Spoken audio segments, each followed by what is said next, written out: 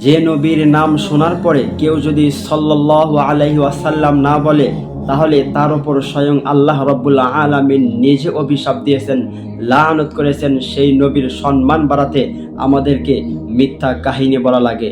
যে নবীকে মা বাবা স্ত্রী সন্তান এমনকি পৃথিবীর সব কিছুর থেকে বেশি ভালো না বাসলে সে ব্যক্তি মুমিন হতে পারবে না বলেছেন, সেই নবীর সম্মান বাড়াতে আমাদেরকে ইয়া নবী সালাম আলাইকা একটা কবিতাকে দরুদ বানিয়ে ফেলতে হয়। প্রিয় মুসলিম ভাই, আমি আপনাকে কি দিয়ে বুঝাবো যে আমার নবীর সম্মানকে আল্লাহ রাব্বুল আলামিন কোন লেভেলে নিয়ে গেছেন। আমার নবীকে পবিত্র কোরআনে শুরু থেকে শেষ পর্যন্ত আল্লাহ সুবহানাহু ওয়া তাআলা কোথাও তার নাম ধরে ডাকেননি। প্রত্যেকটা নবী রাসূলকে আল্লাহ সুবহানাহু ওয়া তাআলা যখন কিছু বলেছেন তখন তাদের নাম ধরেই ডেকেছেন, ইয়া আদম, ইয়া নূহ, ইয়া জাকারিয়া, ইয়া ঈসা, ইয়া মূসা।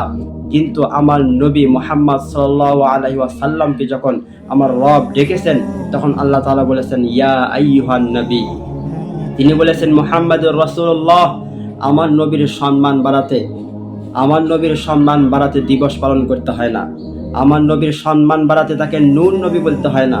আমার নবীর সম্মান বাড়াতে তাকে হায়াতুন নবী, জীবন্ত নবী বলতে হয় না। আমার নবীর সম্মানকে আল্লাহ রাব্বুল আলামিন এমনিতেই উঁচু করে দিয়েছেন। কি পরিমাণ উঁচু করে দিয়েছেন এই জিনিসটা বোঝার ক্ষমতা হয়তো তোমার নাই। তোমার বোঝার ক্ষমতা দূরের কথা, তোমার উপলব্ধি করার ক্ষমতাটুকু পর্যন্ত নেই। এই কারণে তুমি আমার নবীর সম্মান বাড়াতে সম্মান তো নয়, সম্মানের নামে বেয়াদবি করো।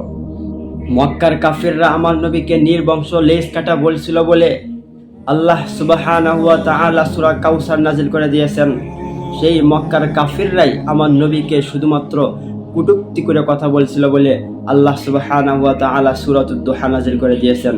সেই নবীর সম্মান বাড়াতে আমরা মিথ্যা কাহিনী বলি, সেই নবীর সম্মান বাড়িতে আমরা আশিকির রাসূল দাবি করি, দিবস পালন করি।